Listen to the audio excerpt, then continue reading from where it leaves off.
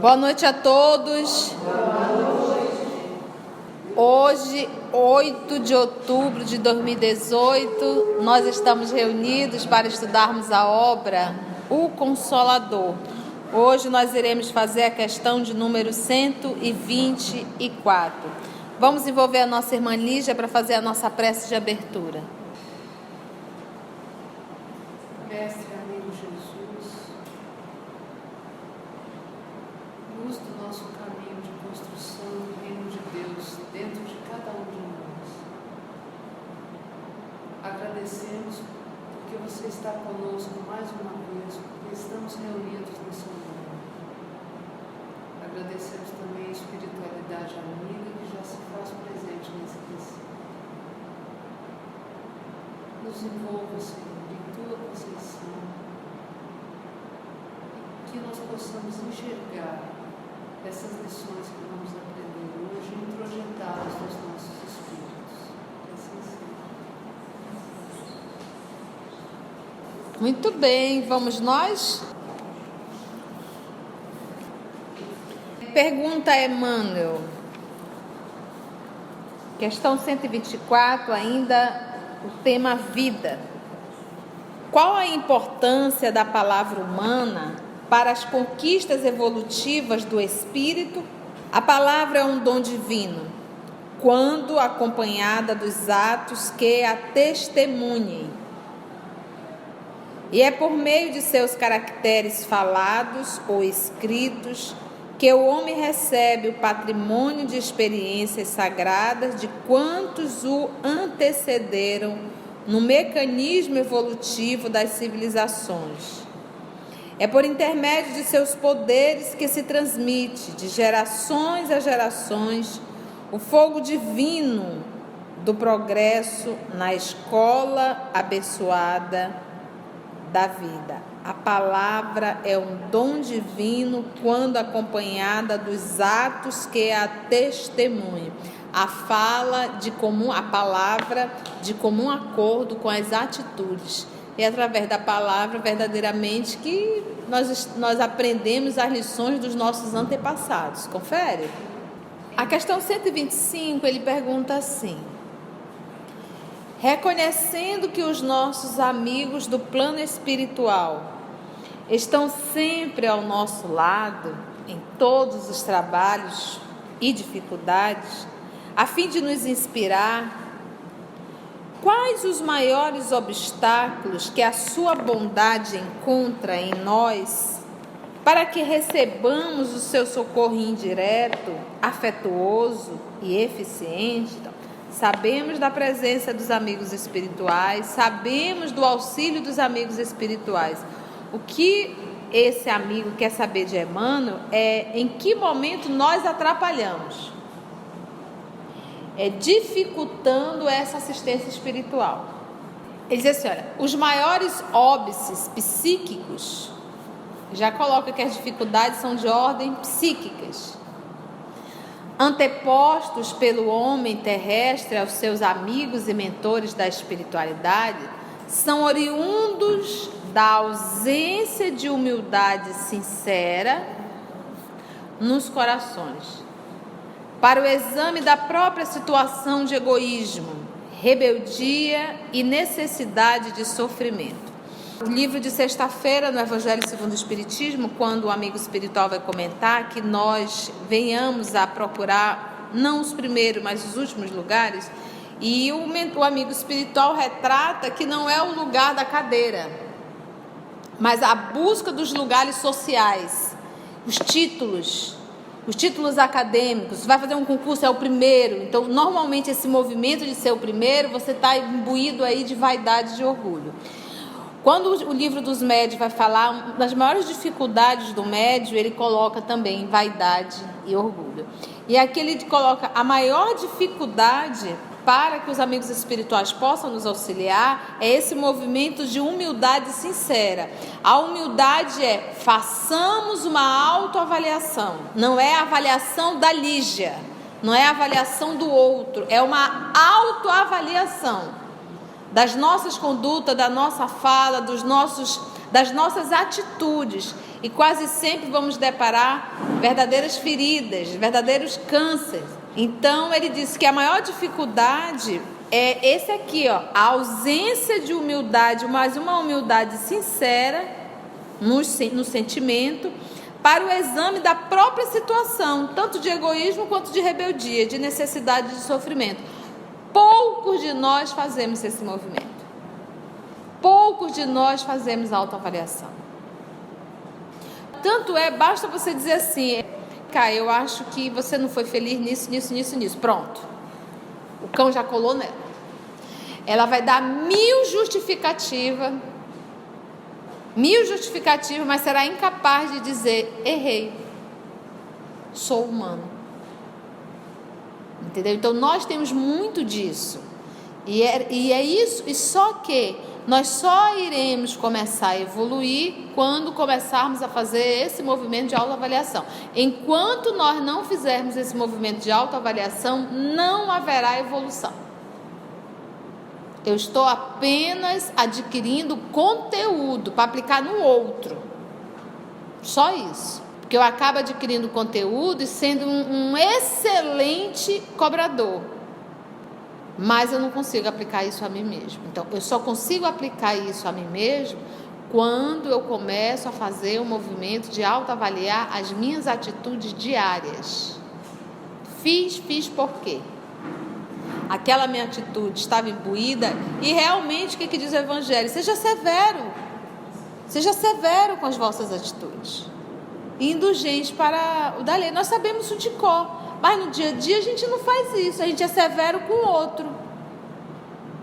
Se alguém vem e diz que a gente é lindo e faz toda a nossa vontade, a gente acha o máximo. Mas se a pessoa vem e contraria a gente em qualquer coisinha, pronto, o cão já colou. De que me vale fazer esse movimento se eu não... Então, para reconhecer, a pessoa realmente foi um erro, equívoco, tá? E como é que eu me portei? Bati um 10 ou um 0? Porque eu só consigo avaliar a minha conduta na provação,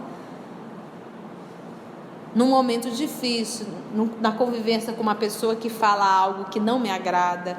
E é sempre, eu acho interessante quando a gente tem, o Alberto sempre fala isso. Hoje ele não fala mais, mas há uns 10 anos atrás, 15 anos atrás, ele dizia: bateu, doeu, leva que é teu. Então, se alguém te falou algo, isso te incomodou muito, o problema é teu. Leva, resolve essa encrenca dentro de ti. Por que isso te incomodou tanto? Por que isso te incomodou tanto? É esse movimento que nós temos que fazer. Só que para esse movimento eu necessito de quê? Humildade sincera, não hipócrita. Dentro do meu sentimento, para o exame da minha própria situação, tanto no egoísmo, de rebeldia, que eu não aceito. Aí está, como diz os amigos, a maior dificuldade, o obstáculo realmente que impede.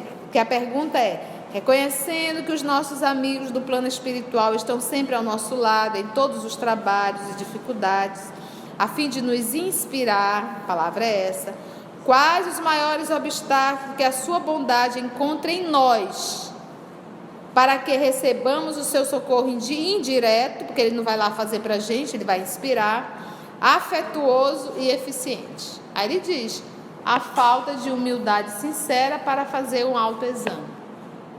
Então, de repente, o amigo espiritual vai: Lígia, realmente a sua atitude não foi decente. Aí a Lígia vem, aciona o tal do orgulho e da vaidade e começa a se justificar. Eu disse: eu não vou perder tempo, não adianta. Eu vou estar falando, vai entrar por um buraco e sair por outro buraco. Vou estar falando para quê? Quando a mão niveladora chega, a mão niveladora é a morte, na fala de Emmanuel. Quando a mão niveladora chega, aí é que a gente de repente encontra a humildade. E aí cai a máscara da vaidade e do orgulho, porque ali a gente se sente verdadeiramente o que somos, né? Vamos 126. As vibrações relativas ao bem e ao mal, emitidas pela alma encarnada no seu aprendizado terrestre, persistem no espaço para exame e ponderação do futuro. Então, as vibrações que a alma encarnada, emitidas pela alma encarnada no seu aprendizado terrestre, essas vibrações persistem no espaço para exame e ponderação do futuro? Vamos ver aqui a resposta. A vez de convir conosco que existem fenômenos físicos transcendentes em demasia, para que possamos examiná-lo devidamente na pauta pequena dos vossos conhecimentos atuais. Quer dizer assim, não tem nem como eu avaliar muito essa tua pergunta, porque vocês não têm conhecimento para isso. Todavia, em se tratando de vibrações emitidas pelo espírito encarnado, porque ele perguntou a alma, lembra aqui, a alma, então ele está falando do espírito encarnado. Todavia, em se tratando de vibrações emitidas pelo espírito encarnado, somos compelidos a reconhecer que estas vibrações ficam perpetuamente gravadas na memória de cada um. E a memória é uma chapa fotográfica. Na época era o que tinha, chapa fotográfica, é a linguagem da época, onde as imagens jamais se confundem. Bastará a manifestação da lembrança para serem levadas a efeito todas as ponderações. Mais tarde, no capítulo das expressões do mal e do bem. Então, aqui ele pergunta da vibração. Tudo bem, as vibrações relativas ao bem ou ao mal emitidas pela alma quando está encarnada. E a pergunta era, no seu aprendizado terrestre, essas vibrações vão persistir no espaço quando ele desencarnar? Ele vai levar isso com ele? Para exame, ponderação até mesmo do futuro? Ele diz, vai levar. Ele ainda coloca até, ele usa um termo perenemente, como se fosse perpetuamente. Não tem como você largar esse trem, não. Porque às vezes nós temos uma cultura de morreu bonzinho. Tadinho. Não, mas tadinho, né? Não tem esse negócio de tadinho, não. Plantou. E ele ainda coloca, é uma chapa fotográfica, onde as imagens jamais se confundem. Tanto você vê como o outro também vê.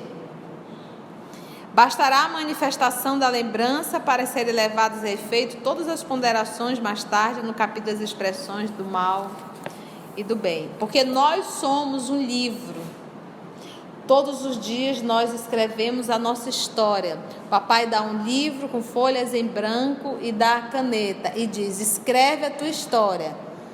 Agora presta atenção, tudo que tu escrever, tu vai ter que ler em voz alta.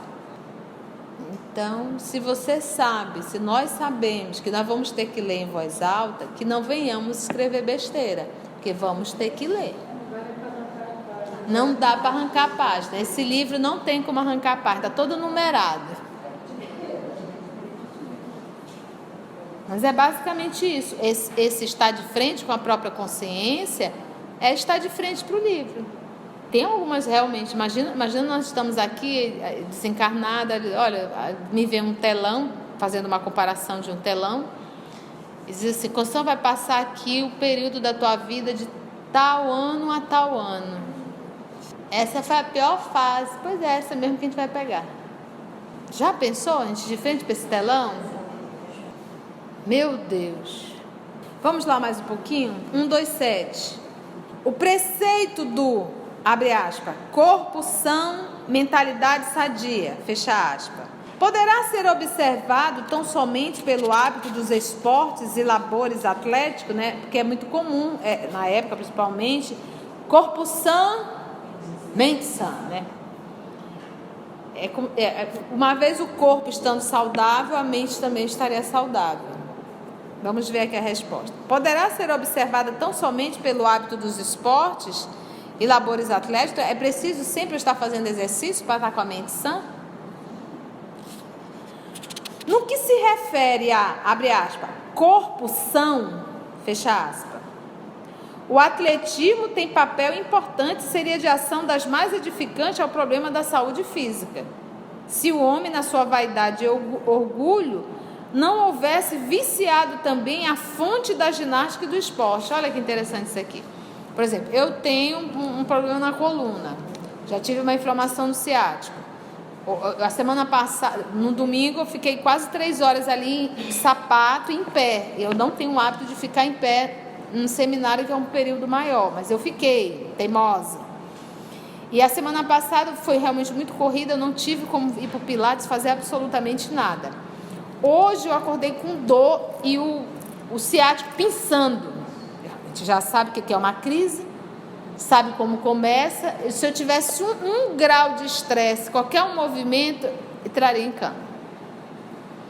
Então o que nós fizemos? Já levantamos, alongamos, vamos caminhar. Comecei com dor, finalizei sem dor, já fui para o Pilates, a fisioterapeuta já deu uma ajustada. Então a gente percebe que o corpo necessita do exercício físico. Por isso que Jesus sempre preferia o caminho mais longo, sempre nesse movimento de caminhar. Então a máquina, ela não foi feita para ficar parada. Você já é comprovado, uma pessoa que faz exercício físico, as taxas delas são controladas, o corpo fica bem, a musculatura fica bem. Quem sustenta os ossos são os músculos, não são os ossos. A maioria das nossas dores após os 40, 45, 50 anos é a falta do exercício. A obesidade é falta de exercício. Às vezes as taxas descontroladas é falta de exercício. Então a máquina, e hoje nós temos uma vida mais sedentária ainda, principalmente nós mulheres, que antes nós lavávamos, passávamos, lavava a roupa na mão, limpava a casa, porque não tinha máquina de nada. Hoje nós temos, além de funcionário, um monte de máquina. E outra, não era comum as pessoas terem carro. Então você ia para pegar o bondinho, você caminhava, fazer um movimento. Então hoje a nossa vida está extremamente sedentária. Então é natural que o corpo vai começar a doer, porque um músculo que não é trabalhado, ele atrofia. Não tem como. Então nós precisamos fazer movimento para cuidar do corpo. Aí ele diz, mas o que aconteceu? O homem na sua vaidade, porque a mulher queria ficar com o bumbum assim, o homem já com o bíceps assim, com não sei o que assim, já olha na frente do espelho, ele faz um exercício de uma varia para frente do espelho, as meninas vão para frente do espelho, vê o tamanho do bumbum. Então o que ele diz aqui? O homem na sua vaidade e egoísmo, e seria de ação da mais edificante ao problema da saúde física, se o homem na sua vaidade e egoísmo não houvesse viciado também a fonte da ginástica e do esporte. E isso aqui no livro de 1940. Se fosse hoje, ontem, ele se viciado muito, porque hoje está muito pior. Então a quantidade de anabolizantes, de medicamentos, então hoje a busca é uma idolatria ao corpo. Então eu tenho que procurar o exercício físico para a saúde do meu corpo, mas não para idolatrar o corpo.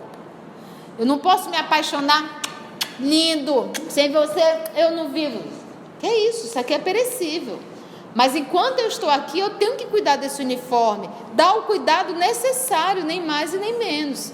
Então hoje nós observamos, tanto os homens quanto as mulheres, uma idolatria à vestimenta. Pessoas arriscando a vida em cirurgias extremamente perigosas, algumas vezes, para colocar aqui, puxar aqui, tirar ali. Há uma coisa que é perecível. O corpo físico, nós vamos ter um período com ele, algumas décadas só. Mas o corpo espiritual, o corpo perispiritual, esse corpo que nos apresenta, esse a gente não se preocupa. E ele é o que a alma é. Ele reflete o que a alma é. Então, de que me vale ter um corpo todo musculoso, todo na concepção humana perfeito, que nem ela tanto assim, e de repente o corpo perispiritual um verdadeiro monstro. Quando você casa com alguém musculoso, ou com uma mulher toda sarada, você vai olhar para o corpo, mas você vai conviver com a alma. O corpo não fala.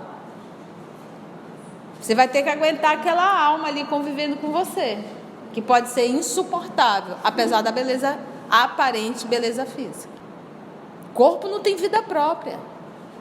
Diz a que Emmanuel foi viciada a fonte da ginástica e até mesmo do esporte, transformando-a em tablado de entronização da violência, do abastardamento, né, que era até mesmo mudar para pior. Nossa, tem alguns corpos, o corpo da mulher é bonito, o corpo do homem é bonito, dentro das suas proporções, mas quando você começa a adulterar, você começa a tentar modificar, fica ridículo. Mulheres com formas masculinas, ridículo. Fica ridículo. Você olha de costas, você não sabe se é homem ou se é mulher. O que disfarça é o cabelinho que está na chapinha. Os traços do rosto. Hoje a aplicação de tanto produto químico no rosto que a pessoa perde a expressão. Tu não sabe se a pessoa está rindo ou está chorando. A pessoa não consegue mais exigir nada de tanta coisa, e vai ficando horrível. E é tão interessante que a pessoa está num processo que nós vamos chamar mesmo, é um processo auto-obsessivo e até mesmo uma fascinação pela beleza. Que você olha, você vê que a pessoa está um monstro e a pessoa consegue olhar e se vê bonita. Estaria muito mais bonita com a velhice. E é uma boca horrorosa, um negócio, vai ficar uma maçã aqui, uma maçã aqui. Você olha e você diz, meu Deus, que monstro é esse? A foto não fica horrível, um negócio. E a pessoa consegue, ela se acha bonita. Então, para você ver o que é um processo de fascinação. Então, tenhamos muito cuidado com a idolatria. Muito cuidado. Porque senão ela escraviza. Você começa puxando aqui, daqui a pouco você vai puxar aqui, daqui a pouco você vai puxar aqui. Porque na primeira puxada é igual a tatuagem. Na primeira puxada já é uma não aceitação. Se você não vai aceitar a primeira enrugada, vai aceitar a segunda? Então é uma questão de tempo. Então você já não olha mais a forma, a harmonia do rosto. Você já começa a olhar cada traço. Então o importante é não ter traço. E você vai injetando, fica uma coisa horrorosa, fica muito feio, fica deformado. E assim em corpos também. Então ele diz assim, ó, iludida com a força bruta e enganada pelos imperativos da chamada eugenia ou pelas competições estranhas dos grupos sectários, né? Vamos ver o que é eugenia? A palavra mesmo já se explica, mas vamos lá. É uma teoria preconizada pelo naturalista inglês François Galton, acho que é isso. Ele nasceu em 1822, ele desencarnou em 1911. Ele defende, né, que defende a possibilidade de melhoramento da espécie humana, tanto do ponto de vista físico como mental, através de métodos de seleção artificial e do controle reprodutor. Então ele vai assim, olha, vamos fazer um corpo belíssimo, vamos fazer uma pessoa assim, não, podemos até alterar a inteligência, colocar um cérebro assim, pode fazer todo esse movimento no corpo, mas se a criatura que for habitar esse corpo não tiver esse cacife, porque a inteligência não é do corpo, a inteligência é da alma. Eu posso até preparar, olha, eu quero ter um filho homem. Então tá bom, vamos trabalhar tudo aqui para ter um filho homem. Mas quem estava programado para vir era um espírito ainda com característica feminina. E aí? Então tenhamos muito cuidado. Lembra que a parábola de Adão e Eva foi uma desobediência, porque era a árvore da inteligência. Era uma ação do homem querendo ser superior a Deus, querendo ser maior que Deus, querendo se comparar a Deus. Então toda vez que o homem faz esse movimento, a queda dele é muito feia. Titanic é que diga, movido normalmente pela vaidade, né? Desviando de suas nobres finalidades, um dos grandes movimentos coletivos em favor da confraternização e da saúde, o esporte, né? O propósito era esse, confraternização e até mesmo estímulo da saúde. Nós sabemos que se perdeu isso. Bastará essa observação para compreendermos que a mentalidade sadia somente constituirá uma realidade quando houver um perfeito equilíbrio entre os movimentos do mundo e as conquistas interiores da alma, porque a frase era corpo sã, mente sã. Pela resposta e pelo nosso comentário, a gente já fica que não é. O corpo pode estar aparentemente muito sã, mas a mentalidade totalmente desestruturada. 128, então. A vida do irracional está revestida igualmente das características missionárias, ou seja, os animais têm uma missão. A vida do animal não é propriamente missão, apresentando, porém, uma finalidade superior que constitui a do seu aperfeiçoamento próprio, através das experiências benfeitoras do trabalho e da aquisição, em longos e pacientes esforços, dos princípios sagrados da inteligência, porque ele é um princípio espiritual ainda. Todo reino animal, todo ser racional, se você observa, ele tem um trabalho específico na natureza, até o verme, até a minhoquinha. Então, tudo em a natureza tem a barata, diz que é a maior recicladora. É um erro alimentar-se o homem com a carne dos irracionais? Antes de entrarmos nisso daqui, vamos para o Livro dos Espíritos, questão 722, 723 e 724. A pergunta é um erro alimentar-se o homem com a carne dos irracionais, dos animais? Na 722, na terceira parte do Livro dos Espíritos, no capítulo 4 da Lei de Conservação, a questão 622 diz assim: será racional a abstenção de certos alimentos prescrita a diversos povos? Por exemplo, os judeus em absoluto comem o animal, o porco. Permitido é ao homem alimentar-se de tudo o que ele não prejudique a saúde. Alguns legisladores, porém, com um fim útil, entenderam de interdizer o uso de certos alimentos e, para maior autoridade, imprimirem as suas leis, apresentaram-nas como emanadas de Deus. Então, por exemplo, nós sabemos que a carne suína, se o animal não for cuidado, a carne dele acaba se contaminando e pode levar muitas pessoas rapidamente à morte. Então, para aquela época, Moisés e alguns profetas, legislador realmente Moisés, foi criando regras e uma dessas era não comer carne. Era útil para aquela época. Nós não tínhamos um local adequado para se criar os porquinhos. Aí a 723, a alimentação animal é, com relação ao homem, contrária à lei da natureza? A alimentação animal é, com relação ao homem, contrária à lei da natureza? Resposta: dada a vossa constituição física, a carne alimenta a carne, do contrário, o homem morre. Perece morre. A lei de conservação lhe prescreve com um dever que mantenha suas forças e sua saúde para cumprir a lei do trabalho. Ele, pois, tem que se alimentar conforme o reclame a sua organização. Tá? Então, uma vez que eu não me alimento bem e eu venha a adoecer, como é que eu vou trabalhar? Uma vez com o corpo adoecido. E eu falo isso e falo por experiência própria. Fiquei 10 anos sem comer carne alguma.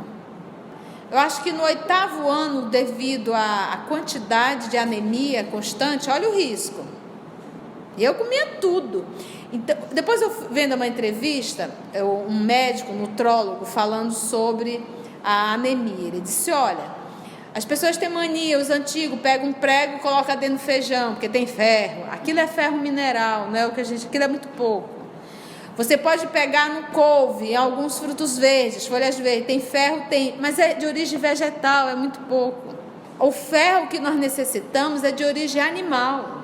Então, eu fiquei numa situação, com 10 anos já, e olha que no 8º ano eu vou ter, acho que, comer peixe, inserir frango novamente, mas a carne não. E aí eu estava aqui, eu começava a me dar um mal-estar e eu desmaiava. Quando eu acordava, em pronto-socorro. Comecei a fazer isso várias vezes. Ninguém descobriu o que eu tinha. E aí eu me recordo que eu fui já tinha ido com muitos médicos, feito exames e não dava absolutamente nada, anemia controlada. E aí eu fui com Guaraná e Tupinambá, já hoje desencarnado. E quando eu fui falando os sintomas, ele foi fazendo algumas perguntas do sintoma. Ele olhou para mim, ele tinha sido químico, antes dele fazer medicina, ele foi químico. Ele formou em química. Ele disse assim: eu vou lhe fazer uma nova pergunta. Há quanto tempo você não come carne vermelha? Ele foi assim, específico. Eu olhei para ele e disse: essa pergunta ninguém me fez. Eu disse: há uns 10 anos. Aí ele virou assim, pegou um livro, abriu, me deu aula. Quando eu saí, os outros pacientes estavam com a cara desse tamanho. E ele foi dizer assim: eu sou radicalmente contra esse tipo de alimentação que estão preconizando. O que você tem é deficiência de proteína de longa digestão. Você só vai encontrar isso na carne vermelha. Depois de me ter dado uma aula, eu olhei para ele e disse assim: o senhor então está querendo me falar que eu devo voltar a comer carne vermelha? Todo mundo preocupado comigo, gente. Que o senhor vai morrer, ninguém sabe o que ela tem. Qualquer dia desse ela dá um peteco. Aí ele olhou para mim e disse: se você não quiser morrer, vai. Eu digo: bem, entre a vaca e eu, vai a vaca. Desculpe, irmã vaca, mas a minha constituição física ainda foram 10 anos. E você acha, ele disse assim: você vai fazer assim. Você hoje no seu almoço, a consulta era de manhã, você vai comer um pedacinho de carne. O teu organismo se adaptar novamente. Então um pedacinho no almoço, um pedacinho na janta, todos os dias. Todos os dias. E você acha que eu comi hoje e deixei de dar chilique? Não. Eu levei 1 ano para organizar o meu organismo novamente. Eu me recordo que foi em agosto de 2015 isso. Eu fui visitar minha irmã na Suíça. E o voo muito longo, servir o frango. Para você ver só. Servir o frango. No dia que eu cheguei na casa da minha irmã, o povo para gostar de massa e batata. Era uma massa que eu não sei o que era dentro. E eu comi, ou seja, eu já estava mais de 24 horas sem proteína vermelha. E eu já tinha até esquecido o negócio de viagem, aquela coisa, nem me lembrei da proteína. Quando eu comecei a dar um chilique, ainda bem que eu estava na casa dela, eu disse: Estela, corre e pega carne, rápido, eu preciso comer uma carne. Aí que eu fui contar. Ela me vem com uma linguiça. Eu disse: Estela, pelo amor de Deus, tu não sabe mais o que é carne. Carne, aquele bife lá de Manaus. Ela disse assim: Conceição, tu queres que eu vá em Manaus pegar a carne? Essa linguiça aqui, isso é carne. Porque eles têm um hábito de fazer realmente. Aqui não.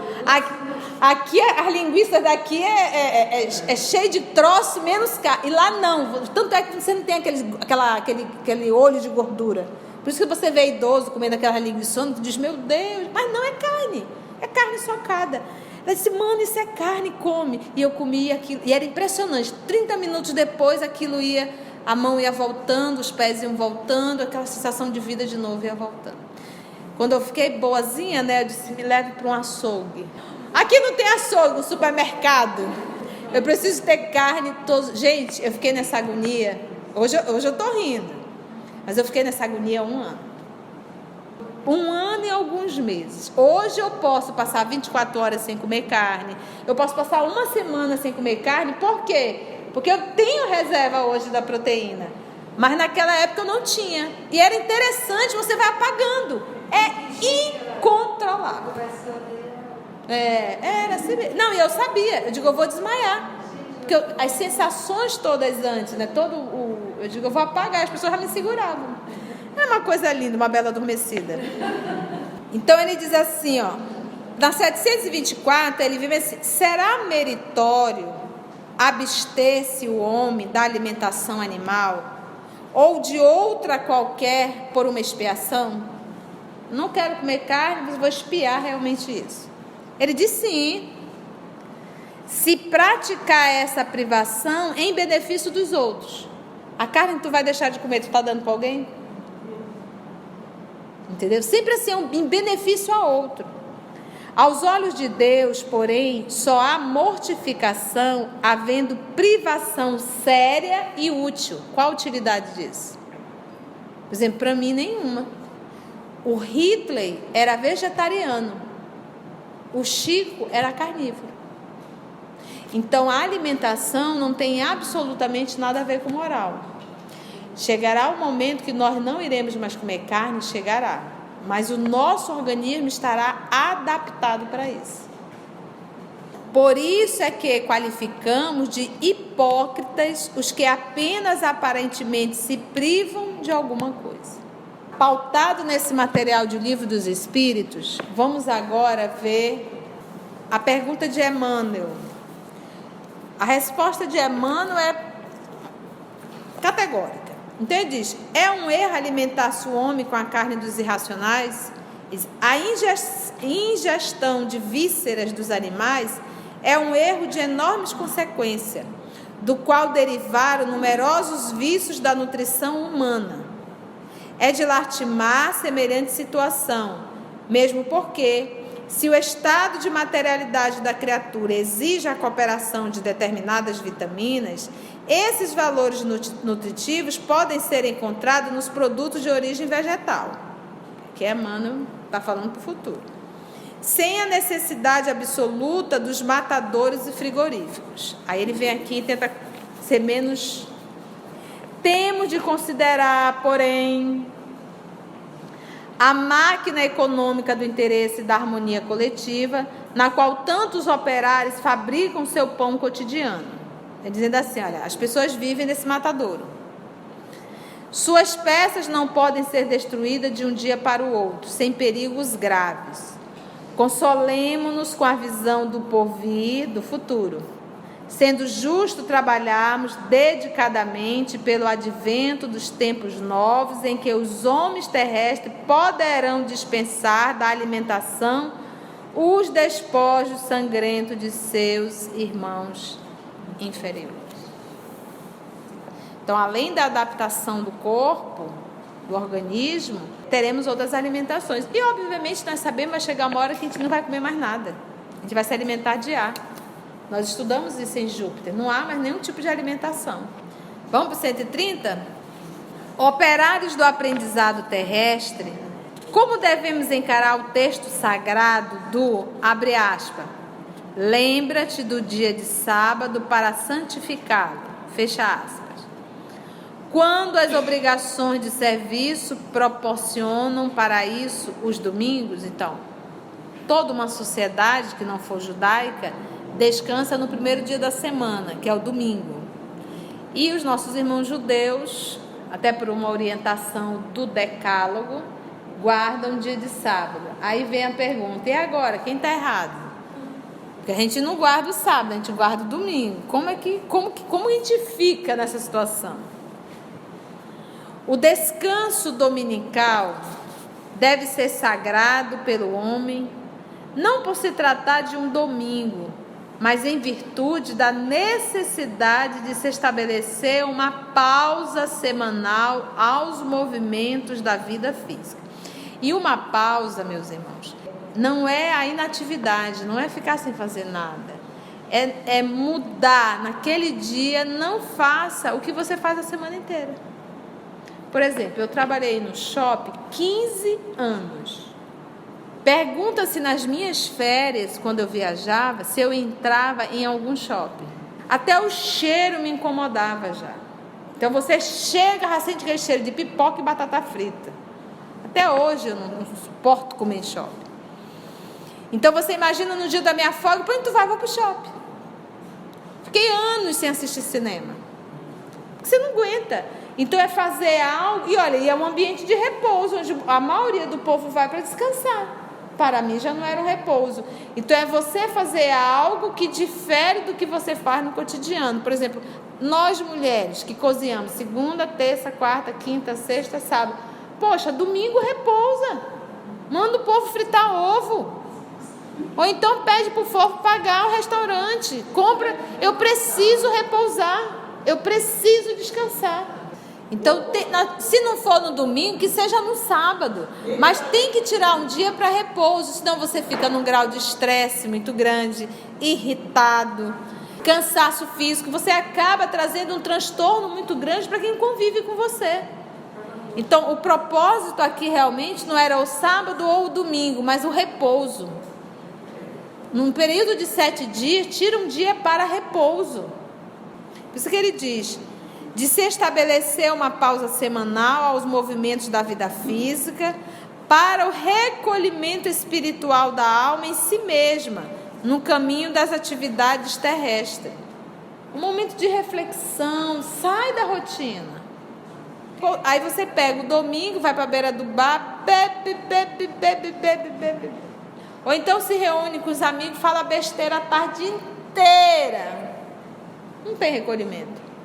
O repouso dominical substitui perfeitamente o sábado antigo, salientando-se que a rigidez da sua observância foi instituída pelos legisladores hebreus em virtude da ambição e da prepotência dos senhores de escravos, numerosos na época, e que somente desse modo atendiam à medida de humanidade, concedendo uma trégua ao esforço exaustivo que costumava aniquilar a existência de servos fracos e indefesos. Então, os donos, eles acabavam exigindo que o seu escravo e os animais trabalhassem de segunda a segunda, muitos indo a óbito. A lei, realmente, esse legislador foi justamente colocado, vamos colocar um dia para descansar, isso como lei, porque o povo só, e detalhe, tem que dizer que foi Deus que mandou, e o decálogo realmente fazia parte dessa construção divina. O descanso semanal deve ser sempre consagrado pelo homem às expressões de espiritualidade da sua vida, sem se dar, porém, a qualquer excesso no domínio da letra.